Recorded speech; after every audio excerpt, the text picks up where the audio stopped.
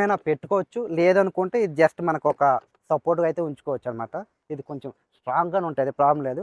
దీన్ని మళ్ళీ మడపడానికి కొంచెం పైకి ఇట్లా లేపి ఇట్లా దించితే అయిపోతుంది. మనకి ఇక్కడ ఒక చిన్న డిక్కీ కూడా ఉంది. దీన్ని ఇక్కడ లాక్ ఉంటుంది, దీని లాక్ జస్ట్ ప్రెస్ చేస్తే వస్తుంది. ఇక్కడ మనకి ఛార్జర్ ఉంటుంది.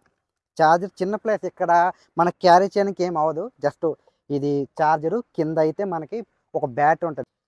ఈ ఛార్జర్ ఇది చూడ, దీన్ని ఇట్లా సైడ్ కనిస్తే ఇది ఓపెన్ అయిపోద్ది అన్నమాట.